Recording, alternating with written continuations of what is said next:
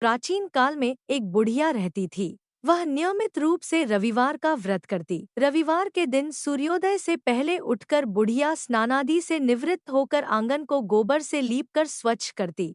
उसके बाद सूर्य भगवान की पूजा करते हुए रविवार व्रत कथा सुनकर सूर्य भगवान का भोग लगाकर दिन में एक समय भोजन करती। सूर्य भगवान की अनुकंपा से बुढ़िया को किसी प्रकार की चिंता व कष्ट नहीं था। धीरे धीरे उसका घर धन धान्य से भर रहा था। उस बुढ़िया को सुखी होते देख उसकी पड़ोसन उससे बुरी तरह जलने लगी। बुढ़िया ने कोई गाय नहीं पाल रखी थी, अतः वह अपनी पड़ोसन के आंगन में बंधी गाय का गोबर लाती थी।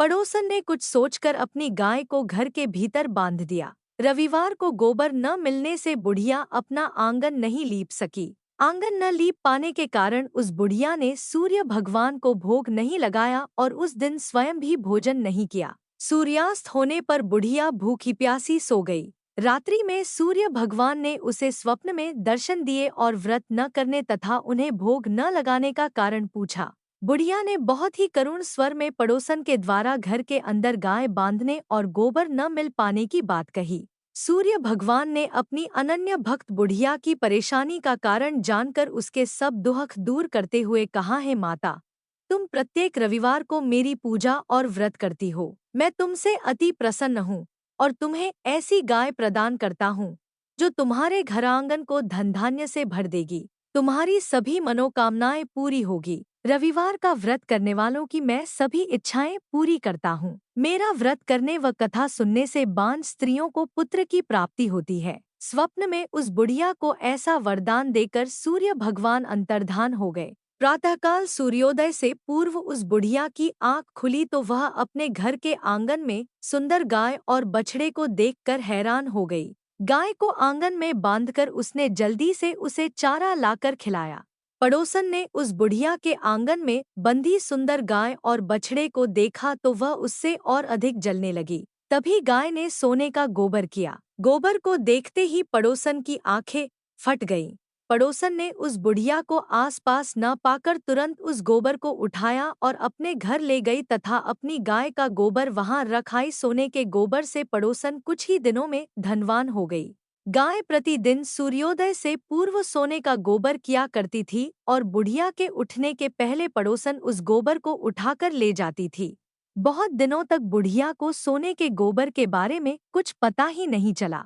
बुढ़िया पहले की तरह हर रविवार को भगवान सूर्यदेव का व्रत करती रही और कथा सुनती रही। लेकिन सूर्य भगवान को जब पड़ोसन की चालाकी का पता चला तो उन्होंने तेज आंधी चलाई। आंधी का प्रकोप देखकर बुढ़िया ने गाय को घर के भीतर बांध दिया। सुबह उठकर बुढ़िया ने सोने का गोबर देखा, उसे बहुत आश्चर्य हुआ। उस दिन के बाद बुढ़िया गाय को घर के भीतर बांधने लगी।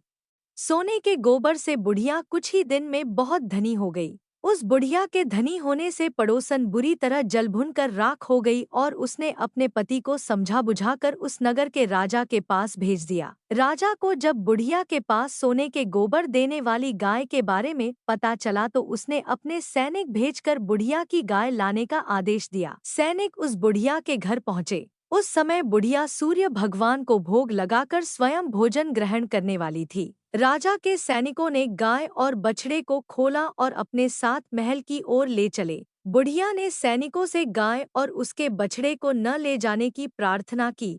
बहुत रोई चिल्लाई, लेकिन राजा के सैनिक नहीं माने। गाय व बछड़े के चले जाने से बुढ़िया को बहुत दुख हुआ। उस दिन उसने कुछ नहीं खाया और सारी रात सूर्य भगवान से गाय व बछड़े को लौटाने के लिए प्रार्थना करती रही। सुंदर गाय को देखकर राजा बहुत खुश हुआ। सुबह जब राजा ने सोने का गोबर देखा तो उसके आश्चर्य का ठिकाना न रहा। उधर सूर्य भगवान को भूखी प्यासी बुढ़िया को इस तरह प्रार्थना करते देख उस पर बहुत करुणा आई। उसी रात सूर्य भगवान ने राजा को स्वप्न में कहा, राजन, बुढ़िया की गाय व बछड़ा तुरंत लौटा दो, नहीं तो तुम पर विपत्तियों का पहाड़ टूट पड़ेगा, तुम्हारा महल नष्ट हो जाएगा। सूर्य भगवान के स्वप्न से बुरी तरह भयभीत राजा ने प्रातः उठते ही गाय और बछड़ा बुढ़िया को लौटा दिया। राजा ने बहुत सा धन देकर बुढ़िया से अपनी गलती के लिए क्षमा मांगी। राजा ने पड़ोसन और उसके पति को उनकी इस दुष्टता के लिए दंड दिया। फिर राजा ने पूरे राज्य में घोषणा कराई कि सभी स्त्री पुरुष रविवार का व्रत किया करें। रविवार का व्रत करने से सभी लोगों के घर धन धान्य से भर गए। चारों ओर खुशहाली छा गई। सभी लोगों के शारीरिक कष्ट दूर हो गए। राज्य में सभी स्त्री पुरुष सुखी जीवन यापन करने लगे।